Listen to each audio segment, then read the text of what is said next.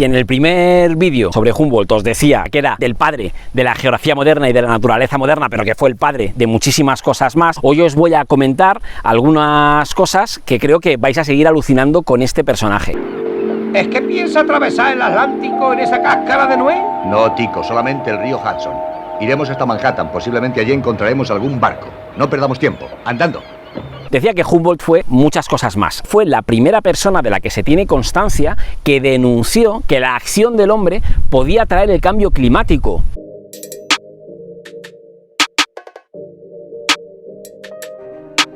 Cuando estaba en una de las colonias que visitaba española en América, le llamaron porque debía haber una especie de lago donde plantaban índigo. Índigo debe ser como una especie de tinte que luego mandaban a Madrid. En esta plantación de índigo había un lago y el lago se secaba. Los autóctonos de allí que trabajaban sospechaban que había una especie de acuífero por debajo que en realidad lo que hacía era captar el agua de este lago y lo estaba vaciando. Humboldt se puso a analizarlo todo para dar una respuesta. Y ojo, porque la respuesta que dio quizás os parezca muy obvia, pero en el momento fue absolutamente revolucionario. Resulta que Humboldt detectó que la tala de árboles lo que estaba provocando es que los árboles, que hasta entonces lo que hacían era retener el agua, pues una vez se talaban los árboles, ese agua se evaporaba, se secaba por el efecto del sol. Es decir, lo que estaba denunciando Humboldt realmente ahí es que la tala de árboles era lo que estaba secando el lago. Y ahora sí, os voy a contar por qué se cree que la visita de Humboldt a las colonias españolas pudo cambiar o acelerar un proceso que seguro que iba a ocurrir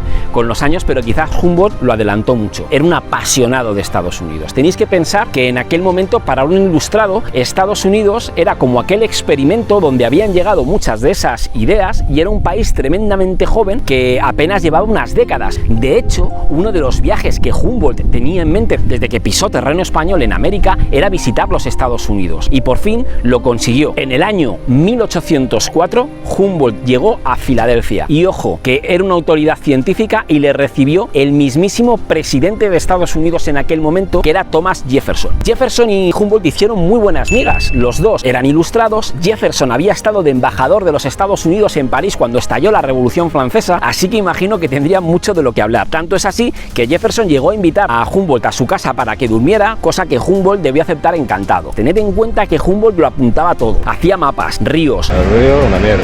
puentes, qué cultivaba a quién, cuál era la altura de las montañas, caminos, recorridos, es decir, proporcionó una inteligencia a Estados Unidos que le hubiera costado décadas conseguir, y Humboldt se la dio en bandeja de plata. Ahora está la versión que dice esto lo tenía desde un principio claro y sabía que iba a pasar esa información a Estados Unidos, y hay una segunda versión que bueno, que dicen que Humboldt era bastante inocente para estas cosas y que seguramente en la conversación pues Jefferson sí que apretaría para sacarle información, y Humboldt, dentro de lo que pensaba que podía estar hablando no de un científico a científico, pero de un ilustrado a un ilustrado que tenían ese humanismo y esa conciencia y esa curiosidad por entender y comprender el mundo, pues le dio muchísima información que a los Estados Unidos les vino muy bien para iniciar ese proceso de descolonización. ¿Qué versión es la cierta? Pues yo no tengo ni idea, pero me gusta pensar que simplemente le sacaron la información y que él, como pues parece que era un tío así muy extrovertido, pues la dio sin más. Sí que hay que decir que Humboldt al final de su vida renegó bastante de los Estados Unidos, y es que Humboldt no casaba muy bien con el esclavismo. Todos sabemos cómo se fundó Estados Unidos y lo que pasó después con el genocidio que aplicaron a los indios. En su última época, Humboldt escribió su segunda gran obra, que se llamó Cosmos. ¿Os suena el nombre? Yo en cuanto lo leí lo asocié al maravilloso Carl Sagan. Humboldt murió con 90 años, estuvo en un estado de forma magnífico. Tened en cuenta que es un tipo que se jugó la vida en muchísimas ocasiones y que llevaba su cuerpo al extremo constantemente. Era un tipo súper culto, pero no de biblioteca, no de encerrarse en un despacho a leer, sino de salir a vivir. Fue un hombre que vivió muchas vidas en una, y creo que es el paradigma de persona curiosa que convirtió su curiosidad en un oficio y que revolucionó la ciencia de la época. Como inicié en la primera parte, sus ideas han quedado para la historia. Ahora, menos mal que Humboldt no tenía Twitter, porque lo hubieran puesto a parir.